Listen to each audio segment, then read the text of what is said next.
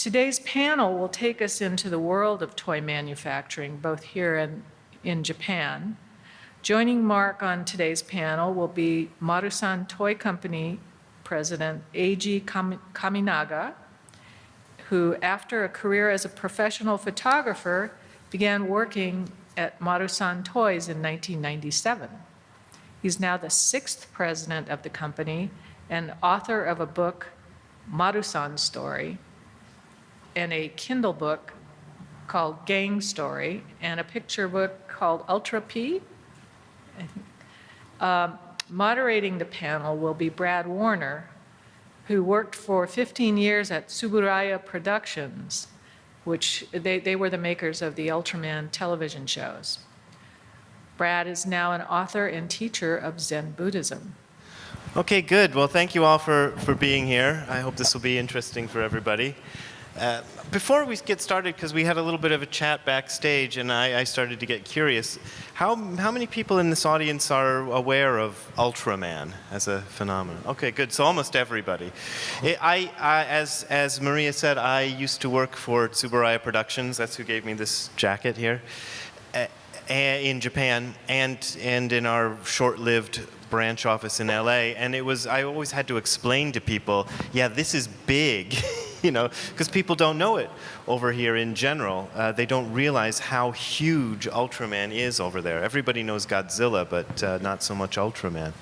So good, everybody knows what it is. And I guess we can get started with the slideshow and take a look at the history of these gentlemen on stage.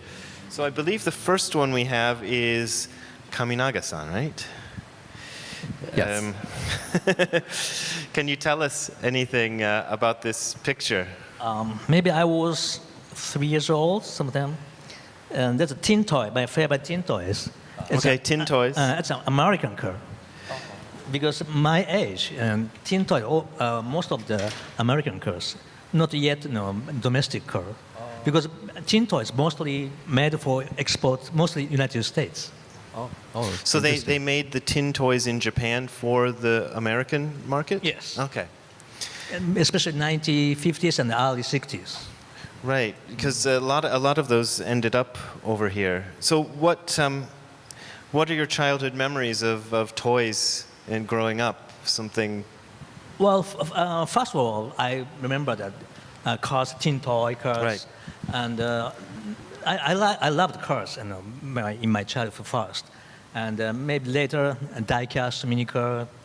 But after started the Ultra series, first one's Ultra Q. Yeah. It's black and white and no hero, just monster against a human. Yeah. And I still remember I went to a toy store in my neighbors. And some people are gathering, and wow, this is a vinyl monster toy. The first time, and I want to buy, and I got first one, the Gomez. Oh, Gomez, yeah, Gomez, the monster from. But I didn't. That was Gomez because I started to watch the Ultra Q, like maybe because Gomez was a. First episode, yeah. Right? Yeah. So I missed it. But I wanted Garamon or Peggy more popular, but it's sold out. So only available, like Goro or Gomez, and Goro looks like just gorilla. Yeah. Gomez, and I don't know, but maybe it's okay. Maybe Brad, you can explain to them what Ultra Q is. I don't know if you know Ultraman, you may know Ultra Q. I'll just give a short explanation. The first series that, oops, I think I did something wrong here. Oh no, oh there we go. The first television series that Tsuburaya Productions made was this show called Ultra Q. And whenever I was trying to explain this to our overseas clients, I used to say, imagine the Outer Limits or Twilight Zone, but with monsters that are 200 feet tall instead of, regular-sized monsters. So it was Eiji Tsuburaya, who had done the special effects for Ultraman, started his own television production company, and he made these kind of little miniature, they were almost like little miniature Godzilla movies, 30-minute Godzilla movies once a week. And the first monster that Kaminaga-san just mentioned, Gomez, was actually a Godzilla costume. And some of you, I can see nodding your heads, so some of you already know this stuff. But it was a Godzilla costume where they just put a whole bunch of horns and scales and stuff on top of it to kind of disguise that it was a Godzilla costume. And that show was extremely successful and led to Ultraman next. Oh, you want to advance it? Yeah, let's advance the slides a little bit. Yeah. And maybe you can tell us a little bit about this one too. This is Marusan's, maybe after started Ultraman, first Ultraman. And the left side, I have a Ultraman. Now we call it 450 size, 30 centimeter, because it's sold 450 yen at the time. Oh, right, yeah. But 30 centimeter. And now I'm holding right hand. It was a Hayata. Yeah. It's a person who changed to transfer to Ultraman. And that's my favorite toy at the time. Those are great. I'm sure those are worth a lot of money now. Those much more than 450 yen. So, Eiji, do you still have those toys? The original? Not Childhood? No?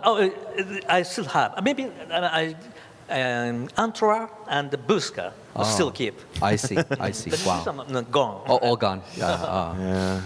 Well, that's one of the reasons they're so valuable, because people didn't take care of them, right? Here, let's go to the next one. Okay.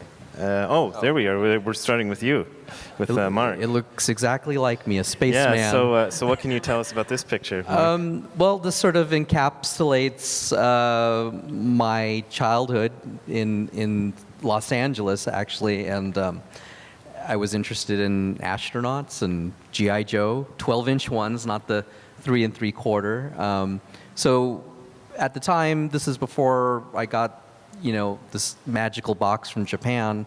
I was just into American toys, and American toys at the time were very representational. So like an astronaut looked like an astronaut, and G.I. Joe looked exactly like an army guy. So very drab colors, nothing too bright. So this is you pre. So she was mentioning, Maria was mentioning, she referred to you as Sansei. So that means, so your parents were born in the U.S. So my parents were born here, and they were interned when they were 14 years old. Okay. So, it's interesting because when my son turned 14, I had to sort of remind him of our family history. Yeah. And I said, can you imagine you're this age, and they basically give you like a week to gather whatever you can, and you get one box to carry, and you're going somewhere. We're not telling, the government's not telling you where you're going, and all the Japanese Americans on the West Coast were just shipped off to various internment camps. So your family was in Los Angeles at that time? They Your were in San grandparents and Francisco. parents? Okay. Yeah. And so that's interesting. Did you hear a lot about that growing up, or was this kind of? No, not really. So they always refer to that time period as the camps, and I had no idea what that meant. Right? Yeah, interesting. I knew it wasn't just camping, but I had no idea there were guard towers and barbed wire, and they really couldn't come and go from their own free will. So they tried to gloss over it. Yeah. That's real interesting. I'm kind of curious because she brought up something Maria did at the beginning of this that I hadn't thought of. So this maybe surprise you with a question, but it made me curious about the relationship to Japanese culture. Because just a background for anybody who doesn't know me, I was kind of in love with Japanese culture as a child, and I'm obviously not Japanese. And I went over there and I experienced Japanese culture, and I became kind of almost culturally Japanese after living there for so long. But your relationship with Japanese culture must be quite different. I mean, my relationship of Ultraman was like, whoa, this exotic thing from far away, I want to know about it. Sure. But yours must have been a little bit different. And, and so before I knew anything about Ultraman or Ultra Q, all I knew was just sort of my family, and occasionally we would go to like an Obon festival or something growing up. But really, we had like an American life. We had pot roast, and we didn't have Japanese food all the time. And I think because of my parents' camp experience, they just stressed, okay, you should just be American. So you and I one time had a little bit of an argument, and I don't know if you remember, but I don't speak or read Japanese. Right. And you got very frustrated with me, and you said, why don't you learn it? Okay, and then I got very frustrated, and I was like, because, you know. Yeah. But I think in my brain, I had not fully processed all of my experiences and my parents' experiences yeah. to realize that even though, yes, I could go to Japanese school, I could learn, I sort of have this mental block of like, that's not what my parents encouraged me to do. That's interesting. And I'm sorry for. that's okay. We're still friends. But the other issue is also when I land in Japan now for going to toy factories and toy shows, because of my last name and because of how I look, they think I'm a native. Yeah. So then they just start going, and I have to just tell them, no, I'm sorry. English, please, only. Yeah, and they still don't believe me, but I've learned I can't even stammer out the simplest expression because then I'm going to get 1,000% Japanese back in my face, and then I just lose it. Right? I can't understand That's anything. Really funny. So. Because I've known other people who were Japanese immigrants or Americans of Japanese descent who lived in Japan who always told the stories. They would say that people thought they were. I don't want to use the bad word for this, special, Yes. they thought they might be mentally handicapped because Right, they couldn't speak. Right. And then there's this assumption if you look Japanese, you must Correct. be Japanese. So Right. That's quite interesting. Right. Well, I am Japanese. Well, yeah, in the sense of in the but sense not of native culturally, to yeah. Japan. Yeah. Yes.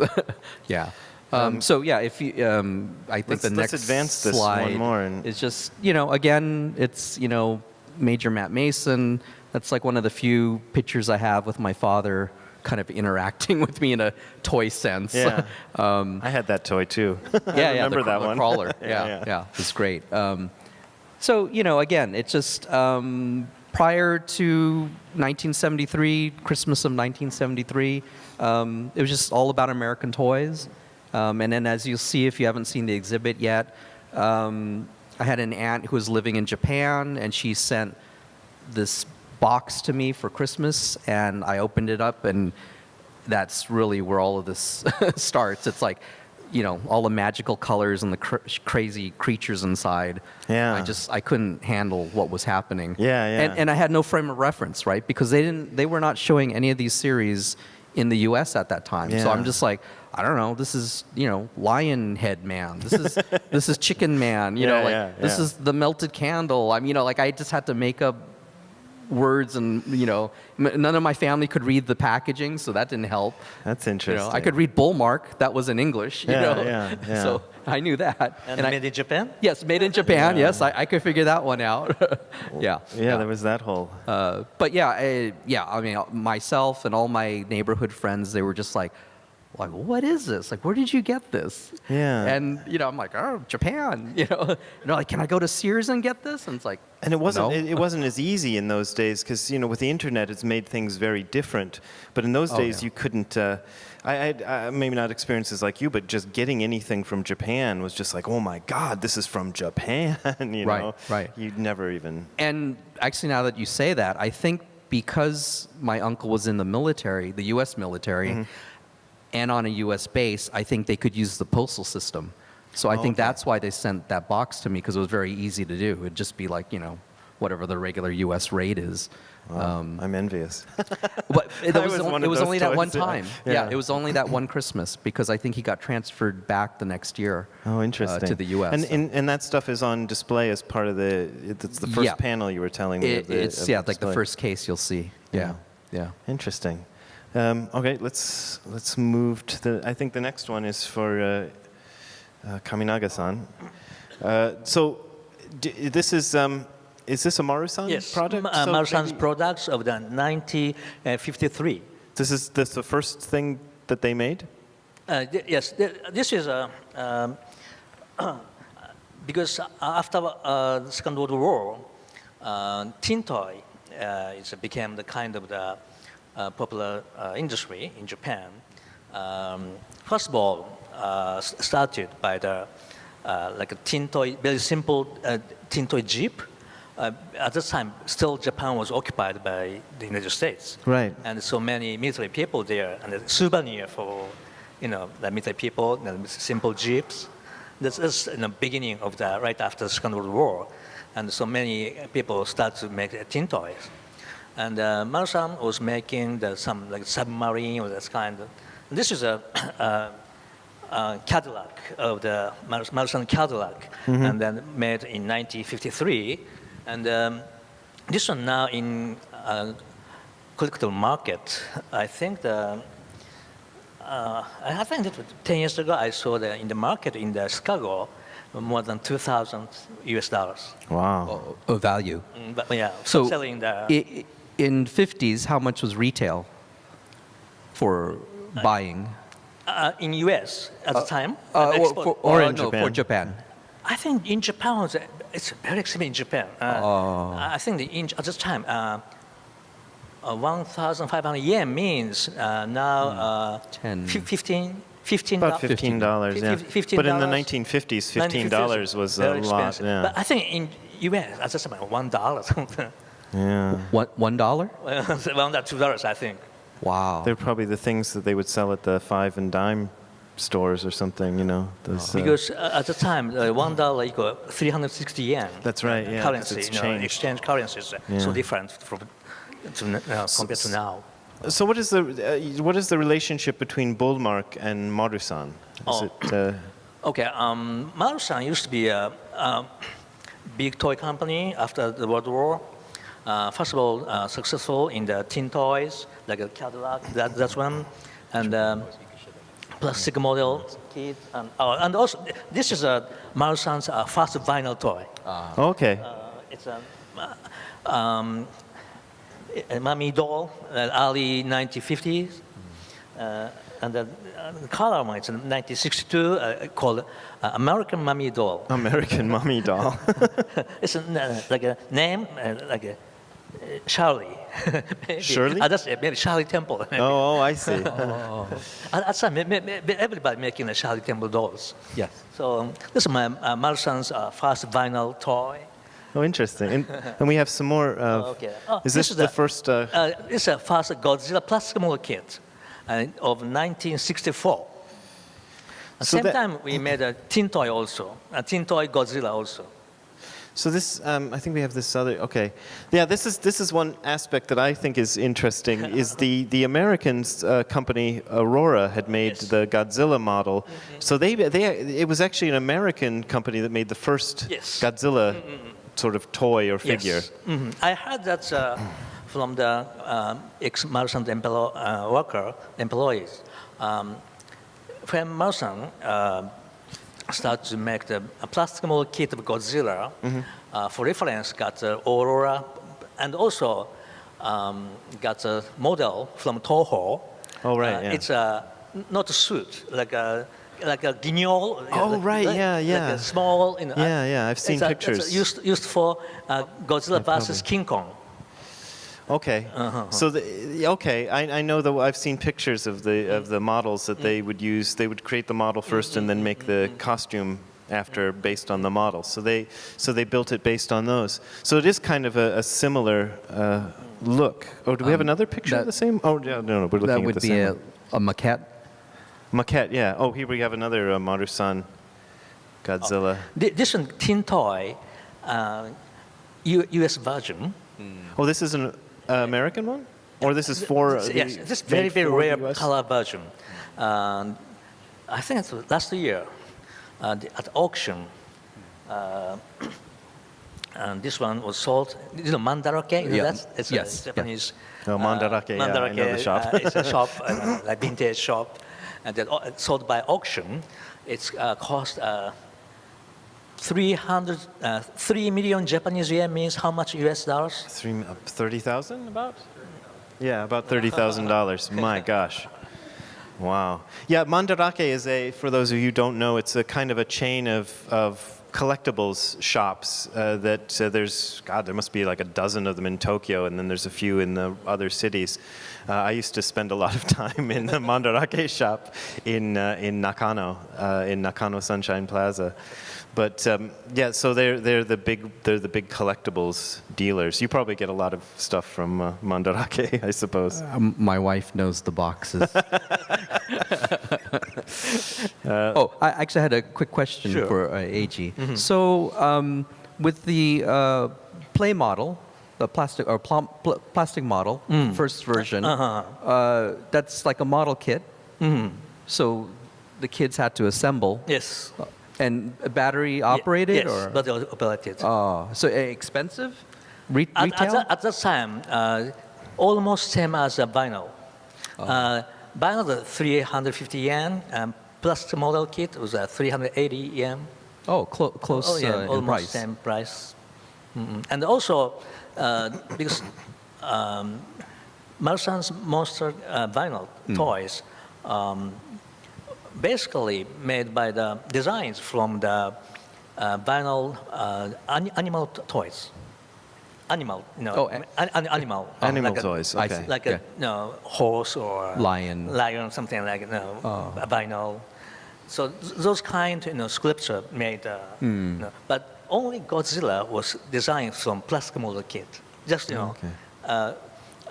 Godzilla plastic model kit was sold in 1964, and the Godzilla vinyl was sold in 1966, 2 years later from the plastic model kit. Yes. So the prototype is from the plastic model kit and transferred to like vinyl. To vinyl. Yeah.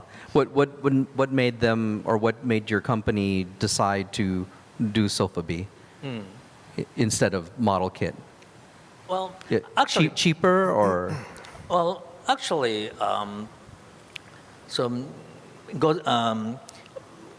Marusan took license Godzilla in 1964, and it became very popular. And the Ultra series started. And the Monster is very popular for children, and also plus model kit. And Marusan wanted to make more different kind of toys, and person working for Marusan was in charge of the animal sohvi. Maybe we can make the this like a kaiju. It's like an animal. So same way, same method, using same method. So Marusan order it's a Marusan product, but toy industry uses so many subcontract factories, and also vinyl plastic model kit was one factory, but Sofubi was outside of the subcontractor. So Sofubi means soft vinyl. Yeah, soft vinyl. So I'm always curious, why is it called soft vinyl? Because every time I touch them, they're kind of hard. Is there a reason for that word, soft vinyl? Soft vinyl. Yeah. But why it's named soft vinyl? Yeah, because it seems kind of katai to me, kind of hard, rather than yawarakai, like soft. I think this is not soft. Well, I don't think so. What they call soft vinyl, I mean, they're not that soft. Okay, so All right, I'm sorry. I'm getting too nerdy I now. think that means compared to like plastic I see, I kits, see. you know. Yeah, which would be okay. brittle and Okay. yeah. Also, I'm just curious. Sofubi. I'm sorry. 50 years ago, Sofubi now is harder than Oh, because harder. it becomes hard as it ages. Okay. So this next slide is a reproduction. Does that mean Yes, this is a newer? Yeah. This is recent my work, and it's a kind of a reissue of the bio style in vinyl. That means tin toy style. I made a reissue by vinyl because therefore because I found a prototype of tin toy Okay. in the old catalog, and I tried to make this by vinyl. Right. Oh, I see. So you reproduced the vinyl version of the tin toy, the original tin toy. Interesting. So therefore, some pins or Yeah, it's weird because it has the little metal, oil, Oh, okay. oil in the but it's vinyl. And those are still represent. Oh, interesting. Yeah. Sounds like my kind of thing. So this is the... It's sold out. No. This is the monster boom. We always talked about this in the company at Tsuburaya Productions, because that was in the, I guess in the 70s. Well, the 60s, there was a monster boom, and in the 70s, when they became just hugely successful in Japan, all of this monster stuff. That center of the Garabon, Yeah. this year, also Mandaroke auction this year, how much in US dollar? 8 million Japanese yen means. 8 million yen. Somebody had the calculator. That'd be about 80,000? Oh my God. Yeah. $80,000 $80,000. Yeah. for those toys. So don't steal the toys in the exhibit. Unless... I don't have that one. Oh, okay, good. At least not that your wife knows about it. Okay. So here we get some more of the monster boom. And these stuff. are photos that Eiji took Oh, okay. of vintage toys. So, I mean, he's a photographer, but also okay. by... I didn't know these were your photographs. Yeah, yeah. That's Antler and Buska was I got in my childhood, still I keep. wow. Those are your childhood toys. So Buska is the creature on the bottom, and he's also a Tsuburaya Productions character, which they made in the mid-'60s as a kind of comedy, kind of a monster comedy show. So he's actually supposed to be an iguana. I never thought he looked at all like an iguana, but he's like a magic iguana who kind of plays tricks and has fun with kids. And then Antler is the monster on the right. That's one of Ultraman's foes, and then Ultraman, of course, on the left there. Oh. One thing I said about that's Garamon, why that was too expensive and very expensive, because when Marusan started to sell the vinyl toy, you know, Marusan, some people went to wholesaler and should sample. But it's not, you know, wholesale, Not very... impression of the wholesalers. Well, monster toys and so on, those only 500 pieces made first time. Wow. And then... we can go back, yeah. Okay. The middle one there, it's a sort of greenish one with the big lips. Those, also, this Gomez and Goro, Garamon, and Pegura, this four is a real first one. Only 500 pieces of each. Wow. So they had no idea that they would be popular. But as long as that went to the market, children like that. They, and they reorder, additional order. So therefore, these were making from master molds. And then after 500 pieces, make production molds. So what this means is once they move to a production mold, the figure actually shrinks slightly. So if you lined up an original master mold figure and production mold figure, you'd actually see the height change. It gets smaller. Oh, so the collectors all know this. Not only that, but also Gomez and Garamon. Original one is tail are movable, different parts. But as production molds, Gomez and Garamon, body and tail are together. I see. I see. Oh, interesting. Yeah, so the collectors all know this stuff. These are all monsters from Tsuburaya Productions' first series, Ultra Q, by the way. And the one on the right is the one that was originally a Godzilla costume. You can't really tell from the toy version, but if you see a picture of it, you can kind of tell it's Godzilla. Yeah. So let's go to, now we're back to Mark. This is your story of Christmas 1973, and you already told us a little bit about it. Which I kind of did, but yeah, I mean, pretty much from that point forward, just looking at the toys and then visiting LA's Japantown with my dad and my grandfather occasionally. I would pick up like the boys' kind of manga magazines and see these weird pictures of Ultraman or Ultra 7, but still not really understanding that these were TV shows. I mean, I just couldn't make the connection, but it started influencing my art. So, I started making drawings and stuff like that. So there was no home video in those days. You just were working off the pictures and things. Right. So did you...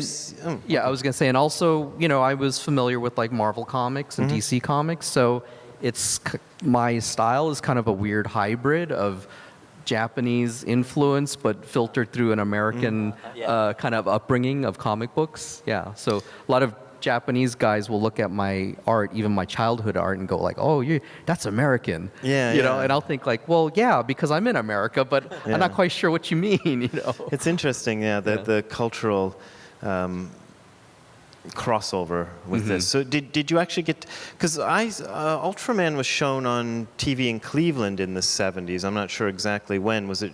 So was it? So here? Or you were in LA. So by the time we moved up to San Francisco around 74, I would say it was still another year or two before I finally saw the first Ultraman series on cable TV. Oh, okay. Now, San Francisco, if you guys don't know, because of all the hills and everything back then. Oh, right, they got cable before the reception was really bad. Yeah. So we only got like 2 or 3 channels. But once cable came in, it was like, wow, 20 channels. Yeah, so you could see all of yeah, this and stuff. one of the shows I would watch is Ultraman. So. Let's go to this is some of your illustration work. So yeah, fast forward, to finally after college, I went to art school, and I basically wanted to be a commercial artist. I wanted to do like advertising work, billboards, and technical work. And when I went to art school, they really wanted me to be, or the students to be more fine artists, or I don't know, make pretty pictures. And I was like, well, I want to do beer ads. So you wanted to do that stuff? Yeah, I mean, I think I was weird, but I knew that's where the money was at. But I really got off on doing a photorealistic illustration. Not a photo, but being able to use my skills to replicate something that you really couldn't photograph, put in outer space or whatever. So these are just examples of the type of work I did during this period for about 12 or 13 years. I used to do like cutaways for Schleg locks. Is that what that is? Yeah, and then that's like a piece for I see, Beckett's basketball magazine. I think that's Larry Johnson or somebody. I can't even remember. You're probably like me with sports. Yeah, it's interesting though, because it's good that, it's lucky that you appreciate. A lot of people make that big distinction between commercial art and high art, but personally, I have always thought it's all art. In its own way. What's kind of fascinating is most of the pop artists now, say like Mark Ryden or Todd Shore, they all were doing commercial work back in the 90s and 2000s. They were doing beer cans and all that kind of stuff. And there's nothing wrong with that. You know what I mean? It's like you also have to make a living too. Yeah, and it can be interesting work. And this is the one that was impressing my girlfriend yesterday when we went by. So one of the highlights is I was able to do the Give Yourself Goosebumps cover series. So that was for a good 2 or 3 years. So I was heavily into the children's horror books. Those are some cool. So yeah, cool you'll see more examples in the actual exhibit. But one little interesting thing. So some of these I get kind of bored doing, and I would hide little skulls in the paintings. So if it's hard to see in the books, but if you look close enough, like if there's any woodwork, I usually try to hide a little skull head somewhere in there. Like your little signature move. Yeah. And here's some of your collection. I remember the first time I went, I visited his apartment, a long time ago, when I was still working for Tsuburaya, and I was really impressed by some of your collection. So this is all in your office, apparently? Yeah, exactly. And again, if people do the VR tour in the exhibit, you'll get the full effect.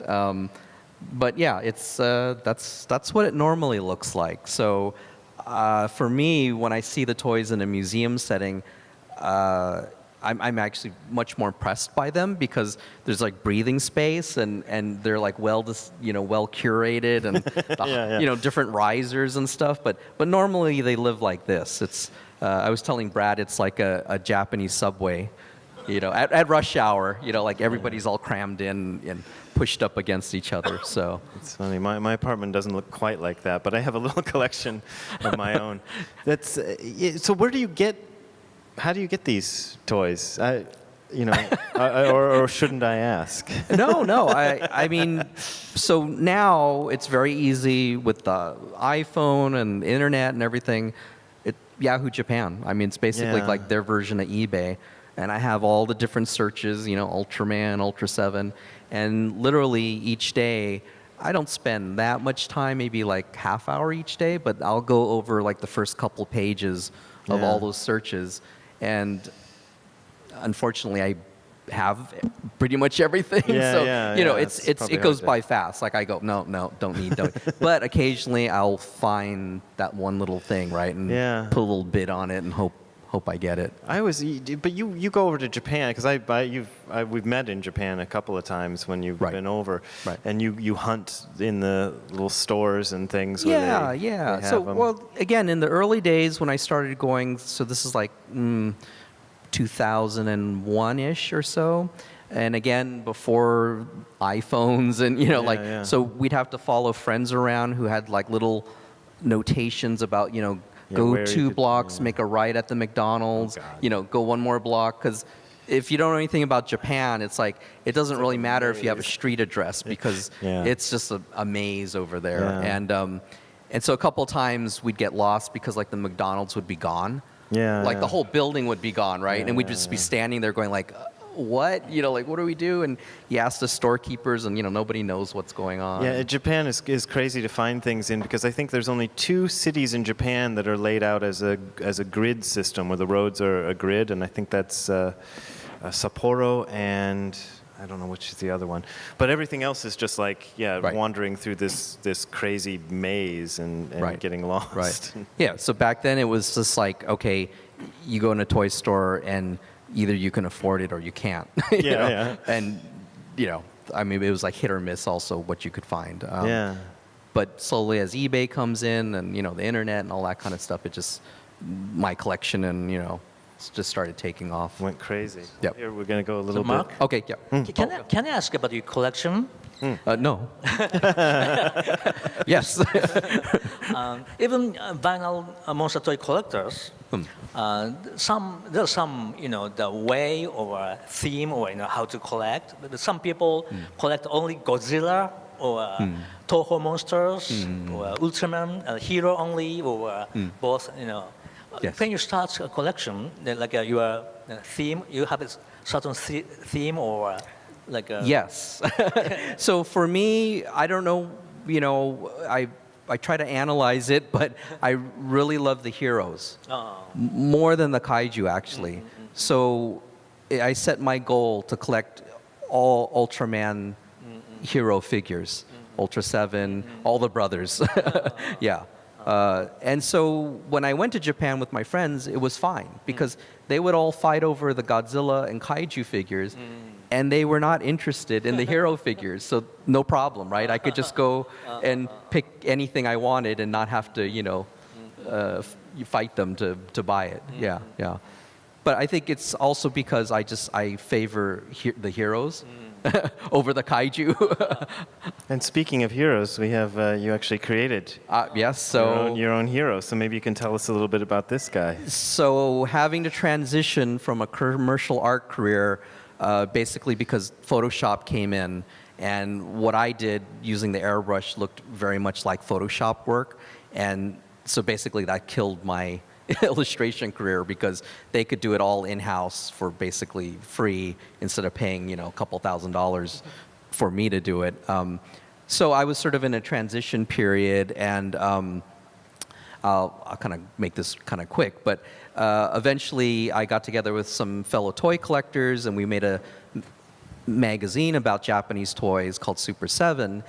And while I was doing that magazine, we started making toy factory connections to China at the time. So this is very early when the art toy movement was starting to hit Hong Kong and Europe and the US.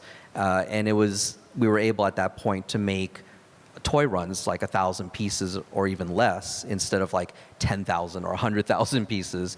So at that point I decided I really wanted to have my own toy company and concentrate on that and develop my own Japanese-inspired, you know, characters. So Captain Maxx is like the first character we put out, and so yeah, this is examples of like the painting I did for the header card, and then the final first figure. But these were made in the figures were made in China. Okay. Yeah. And so we have some more of this. Yep, and so of course too. he has to fight his own kaiju. So we have Aizan on the left and Alien Zam on the right, which is my son's name spelled backwards. Oh. And so he's an alien, which is Seijin. So a lot of people just call it a kaiju, but actually he's from outer space. I like the concept of the Captain Maxx. Oh yes, yes. Thank you. We should. But you can see, the influence, right? Like so, Zam has like Bolton claws. Yeah, and then we if you should, have you seen these? People are doing like their own homemade kaiju things on YouTube. We should try to put it together a Maxx, a Captain Maxx show. We can talk about it later. Oh, weird. Yeah, no, yeah. What is that? Yeah. I've seen people do their own kaiju stuff on. I'll talk to you about it later. There's some people that do these like amateur, and they're actually pretty good. Oh, so maybe we can do a real Captain quick, Maxx. Let me add. show. Speaking of like people doing their own stuff, so 2 years ago, somebody emailed me and said they were in Michael's art store, and they said, "Oh, congratulations! I see Captain Maxx in Michael's art store." I'm Really? like, "What?" Yeah, Okay, so I go down to my local Michael's art store, and they have like this Halloween pack, and somebody in China took the Captain Maxx design, the helmet Yeah. and the face, and they made a foam mask out of it, and they're selling it in Michael's. And so then I'm looking around some more, and they made like a toy puzzle with Zam and Max. Really? But they changed up the colors. Yeah. But it was your it's stuff, my huh? stuff. Yeah, and I bought it because I was just like, this is weird, right? Yeah. Maybe I should sue these guys. Yeah, interesting. But forget it. It's like Yeah, it's the Wild West in China, and Bootleg Captain. Yeah, bootleg. Bootleg. Yeah, but not figure. Yeah. Captain Maxx. Yeah, we Yeah. used to have so much trouble with that with the It's Ultraman proof of the stuff. good hero. Well, yeah, it is proof that there's popularity. So But no money for it. So so the next slide is called the Holy Grail. Can you tell us why it's called the Holy Grail? wow. Okay, so this figure is like one of these figures that I randomly saw in a Japanese toy guidebook, and I couldn't figure it out because I'm like looking at it and I'm thinking, I don't understand. Why is it red with gray markings? It's all because backwards. Yeah, it's backwards, right? Because Ultraman should be, say, gray or silver. Yeah. Where the red is, and red where the markings should be, where the gray is.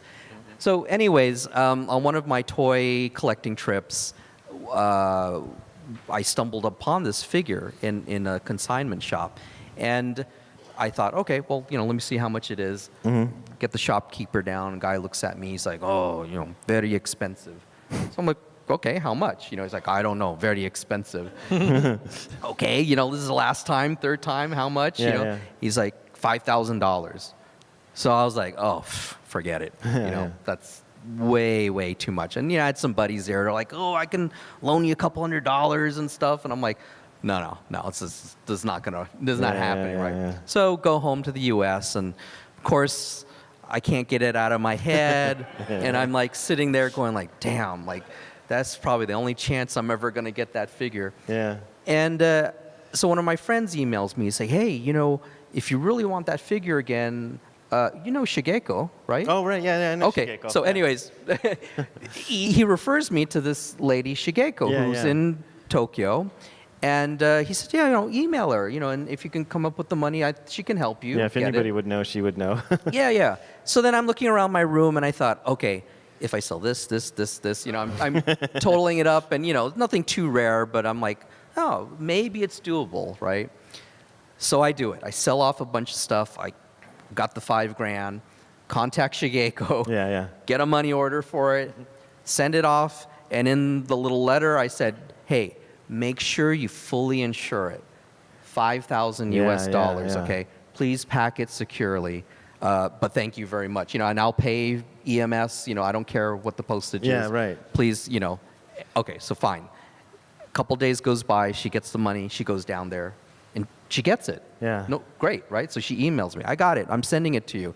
All right, I can't believe it. So a couple days later after that, doorbell rings, open the door, mailman standing there. He's holding a Nike box with one piece of tape on the top of the cover, okay?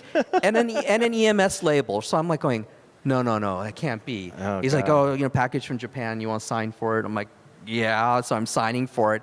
And literally the box is like all rickety. Yeah. And I'm kind of moving it, and I can hear chicka chicka, like it's Oh, no. moving around inside. So, okay, I close the door, pop the top off, which came off like super easy. Yeah. One piece of newspaper and the figure rattling around inside, okay? So I grab the figure and I'm looking at it. I was like, oh, okay, it's fine. Nothing's wrong with it. So I'm super happy. And for some reason, I go, wonder how much she insured this thing for. Yeah, Because, my God, it could have fallen out, right? Yeah, just right I out of the look, box. it says 5,000 yen.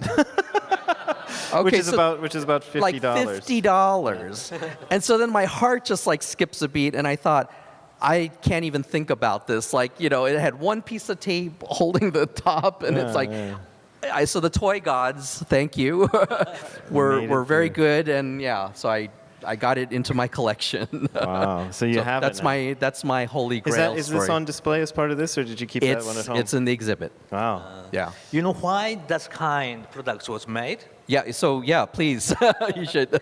Because at the time, like in 1960s, Marusan's products and Blue Mark as well as Blue Mark, like Sophie products, like approved by the licensor, colorings that don't care, not care at all. And even Marusan, most of those products made in the outside subcontractors. Yeah. And for example, they're getting order Ultraman, right? Oh, yeah. And they have to, make that certain amount. Oh my gosh, this gray material, no, out. So okay, it looks red, something. Oh, so random color. Oh. Yeah, That kind of thing happened, right? Yeah, so because I didn't understand why the base color's just red. you just using available material color maybe it's all they in order had. to send a quantity. I see. And the thing I found was interesting, there's an Ultraman costume back there, and they're actually what we used to do, what Tsuburaya Productions would do, we'd order these wetsuits. They're diving suits, but they were red wetsuits, so they painted the silver. So the red that you see is the original color of the wetsuit peeking through, and then the silver is painted on, which I see. I never knew because it looks like it's all Right, silver with right. red accents. And we have one more slide. Okay, yep. Maybe you can explain this. This. to Oh, us. yeah. What's So this? it's kind of funny because so the one on the right is actually based on my company's logo, and it's what my son Max used to look like. And behind his back, he's holding a little eyes on. But it's also based on Sony mascot type of figure. Yeah. So again, vintage Japanese influence. And then on the left is our Sofubi man, which of course is in honor of the old guys and women who pull the soft vinyl. So he's holding an iron mold. And for me, the one on the left is really a passion project. I mean, I know it's not a monster. I know it's not, whatever, a sexy girl or whatever. But I was just like, I still am very enamored with the old techniques that they use. And, the guy that this is sort of loosely based on, I mean, he's like in his 80s now, and he's been doing it for so long. And back in the day, I mean, he pulled Bullmark vinyls, just like the ones in our collection here, and he actually was in his company was also with his mother, so his mother was also casting vinyl, which I thought was really interesting. So when you say pulled, what's the process? They put like the hot vinyl into those metal into the molds? metal molds, yes. And then somebody has to go in there, and when it's cool enough. So it's all like Take it out? timing. It's sort of like making pancakes. Okay. It's like you flip it, and just when the bubbles show, you flip it again to cook it, and you know exactly when to pull it off the grill. Interesting. Yeah. Yeah, I So didn't- usually the first few pieces, it is like pancakes where they're no good. So Yeah. you run the mold a few times to heat it up and get all the temperatures right, and then then you can start pulling out good pieces. Oh, interesting. So there's a kind of an art Yes. to doing it right. Yeah. Oh, that's amazing. I think in the video that they show a little bit of the guy pulling the vinyl, so that gives you a sense of what they have to do. Interesting. Well, cool. So I think we're supposed to start a little Q&A around now. Do we have any cues, any questions? And we have a microphone, right, to pass if you have a question. Yep. We got one over there. Oh, they want to get you on the microphone, so. Microphone is also good. Okay, cool. Hi. First of all, Hi. thank you all for being here. This is amazing. I love the exhibit. This is really cool. Oh, great. So I noticed in some of your art and also in some of the collectibles as well, there's some classic mecha like Tetsujin and Giant Robo. Does your collecting sometimes veer into that side in some of the super robot sort of genre, or do you usually stick with the tokusatsu? Yeah, so I have a finite amount of money that I have to work with. And I never really followed the super robot shows. So that's not like what I grew up with. But I love the toys. I love the die-cast toys. In fact, I have a brother-in-law who has a rather large die-cast collection. So I just had to put the blinders on. Yeah, and I now it's too late. That stuff's too expensive. So at the time, I just had to concentrate on the soft vinyl. Sure. Yeah. Yeah. No, these are amazing. Thank you. Yeah, thanks. It's interesting, all the genres. There's a question over here, I think. The tokusatsu is special effects, so that's Godzilla, Ultraman, Kamen Rider, and all of that stuff. And then the robots is a whole other thing. I have to explain this to so many friends. Like, I'm not into the robots. You're like me. I like the tokusatsu stuff. It's like Marvel versus DC or something. Yeah, it's very. But yeah, it's all good. Hi, Mark. Hello, Michael. So in the write-up to this exhibit, they asked you the usual question, what is your favorite figure in your collection? And I'd like to kind of reverse that and ask you, what's the favorite figure that you've created yourself and manufactured? Oh, it has to be Sofubi Man, to be honest. Yeah, I mean, I know that's not like an original creation because it's sort of based on somebody, but I think I just felt like it was something that nobody's ever really done. It's almost like making, a janitor.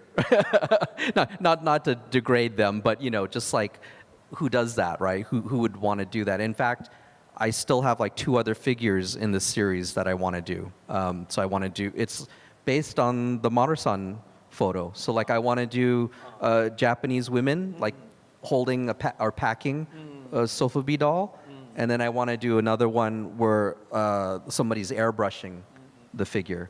So it'd be like, when it's done, it's like 3 figures, like, whatever, So these trifecta.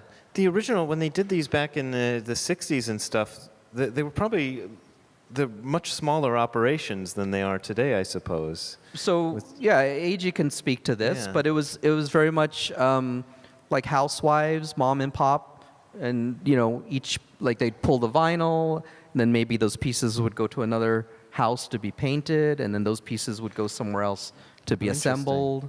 Yeah. Do we have any other questions? Oh, got one back here.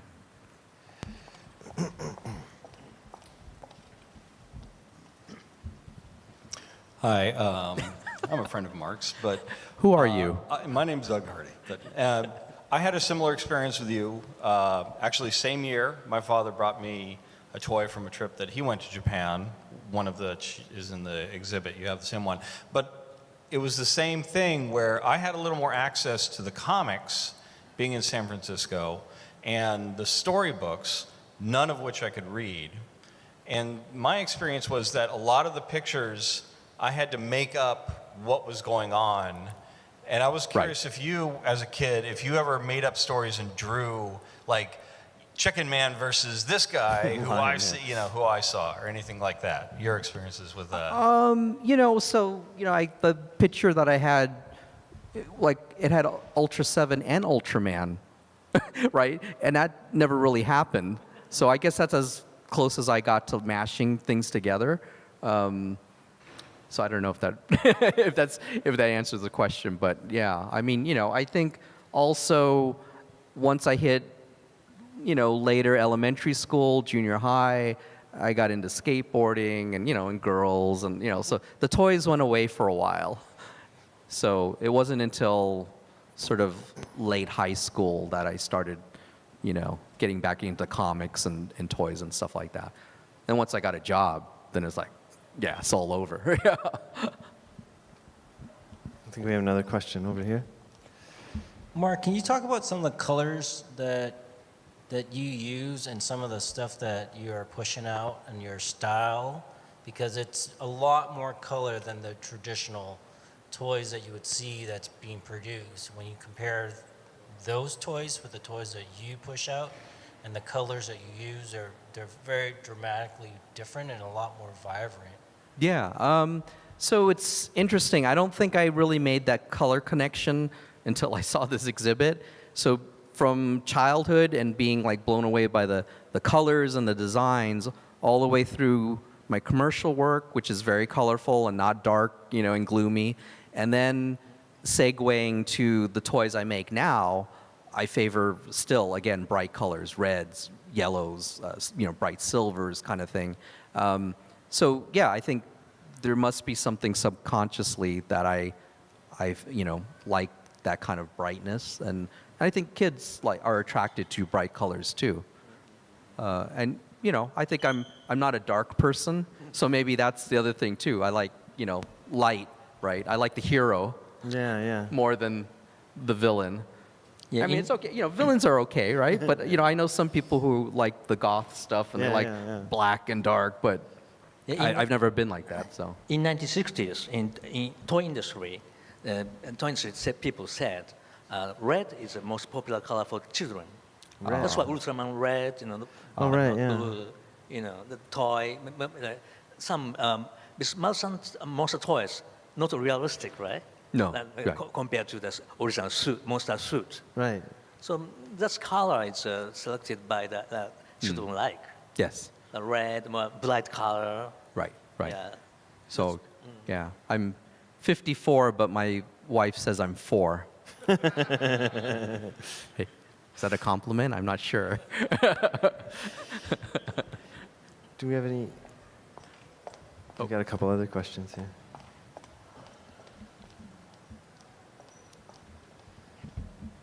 Eiji-san, Yes. which independent sofubi toy makers do you like or follow? Do you know Real Head or Mutant Vinyl Hardcore?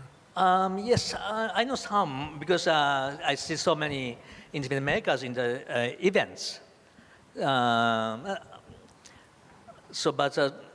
now there's so many. So it's some of them very original, and I think He's being diplomatic. and also not only in Japan, like Hong Kong, Taiwan, new independent sort of makers.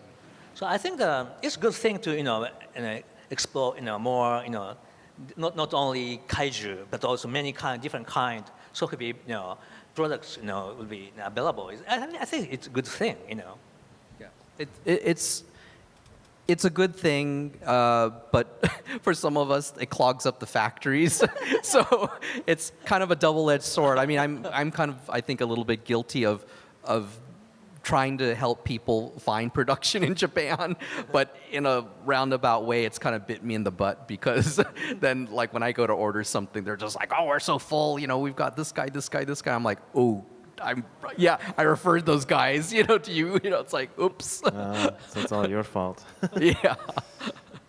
Do we have? I saw another hand up in the middle there. Eiji-san, Yes. Thank you for coming to this event. Thank you too. Great to see you. I love the Maru Gacha, and thank you so much for the American exclusives. What might be next for Marusan Sofubi? What's next? Next, Marugacha, you mean? Or okay. I think Marugacha means capsule toys, but actually we call it Z sofubi. Z size sofubi means 6 centimeter this size, because sometimes depend the way of selling by capsule or by blind box.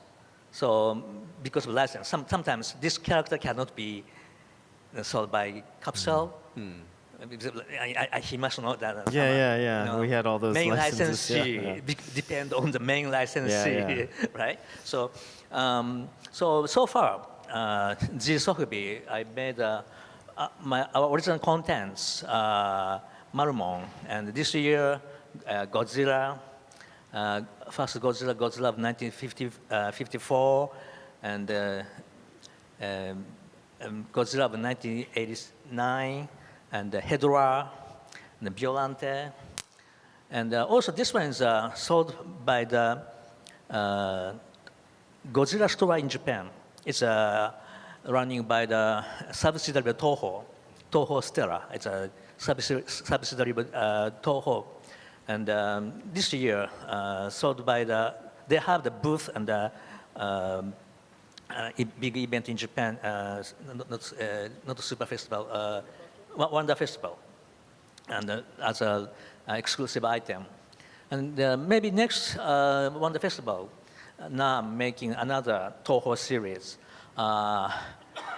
And because Godzilla store asked me to make the Mothra and Rodan, because of the next year coming. Oh, that's right. They're in the new movie. New movie, coming the Mothra and the Rodan. And also asked King Ghidorah, Monster Zero. Yeah. But this is too small, right? Like, right, it's hard to make those three heads in a little. Maybe I'm going to, maybe later I'm going to make a little bit bigger, like a good balance to Godzilla. But it can't be inside the capsule. So Right, it won't fit in the capsule. But so next, the Sofubi is Rodan, Mothra, and another Godzilla. It will be the Wonder Festival next winter 2019, maybe February. I'm not sure. And now also regular size. Now I'm making the Ultraman. Now I'm going to make the Teen Toy Ultraman, battery operated Teen Toy Ultraman. Oh, wow, yeah. I want. I'll buy one. Got your first order right there. Yeah. Do we have any other questions? Hi. Thank you for being here. It's wonderful to see all of you up here. Yeah, thanks. My question is about the licensing and what one-day licenses are and how Ultraman was available here and what other characters might be available in the future in the US. That's yeah. Ultraman license? Yes. Yeah. Well, so maybe first talk about the Wonderfest one-day license. One-day license. I hadn't heard about that. Yeah, because I never took a one-day license. Oh, okay. So I can say a little. So like in our case for Maxx Toys, we want to do a Toho item like Godzilla or Hedorah. So my friend in Japan attends Wonderfest, and if you have a table there, you can actually pitch them the idea of like, okay, in our case, we want to do a small size Hedorah. And so if they accept your idea, then they tell you how many pieces you can make, and that's it. You can only sell it for that one day. If you don't sell out, say, you say, I'm going to make 50 figures, and you only sell 25, you cannot sell those extra 25 anywhere. No, because that's part of the license. And, Japanese are, they'll follow the rules, right? It's not like, not to dump on America, but, they're not going to backdoor them or anything. So in our case, luckily, it was a very popular figure. It sold out. But that's still not enough money to pay for the sculpt and the paint masks and the iron molds. So we have to hope that the next Wonderfest will apply again, submit the same sculpt, but say different color. and hopefully we can sell another 50, and then the next Wonderfest. It's Now, really, yeah. yeah. Now, so the other question I get is, well, why can't you sell it in the U.S.? And Eiji can talk a little bit about that, but we've asked, and Toho license for the U.S. is super expensive. I mean, we're talking like $50,000, $100,000, and I'm a really little company, so there's no way I'm gonna put up that kind of money up front, and I'm sure I'd sell a lot, but I don't think I can sell $50,000 worth of Godzilla figures. So, but you could talk maybe about the Tsuburaya.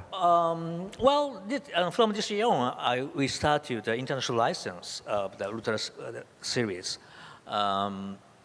because now I'm here selling the silver glitter Ultraman because of the. Maybe he can explain a little bit complicated, complicated story about Tsuburaya Productions and other company, Thailand company, and but this year Tsuburaya Productions won the court, and I got the license in U.S. and Taiwan, Hong Kong, and not mainland China, but some international, not only Japan, but also some other countries. And if you like to hear more than that, maybe after the recording, He could talk to you later. Ultraman became... Personally, I tell you. Yeah, After recording, okay? Maybe I can give you a short version of the Thai story, because Ultraman, the license for Ultraman became very, very complicated and tied up for almost, I think, 20 years. Between 1996 or 7 until last year, they finally resolved this lawsuit with a company in Thailand who claimed that they owned, that they had been granted the worldwide exclusive rights to all things Ultraman, and this got tied up in a massive court case, which was extraordinarily complicated, and I played a minor role in it for quite a bit of that time that it was going on. But so as of, I think, 2017, they finally won a court case in the United States, which seems to be pretty decisive, and now Ultraman is probably going to start to get seen over here, I would assume. I haven't heard any rumors, and I'm not connected enough with the company to know, but I think if they're smart, they'll be working on some stuff now that they've got the rights again. Yay. Yeah. Yeah, too late for me because I'm not working for them anymore. But yeah, I'm really happy that they finally won this, because it was a really ridiculous kind of case. Mark, thanks again, everyone, for being here. Oh, yeah, of course. A solid question here. If you never got that box from your aunt, where would you be today, and what would you be collecting if you were collecting anything? Probably working at Trader Joe's and collecting Mutant Ninja Turtles and Spawn figures. And that's okay, too. Okay, I think that's it. Okay, good. Oh, so you have one last thing, right? I think we're going to do a signing. Oh, yeah. That's what I was going to say. So we'll have Mark's book, Toy Karma, will be available in the lobby, I believe, or in the bookstore. But we'll have a signing table.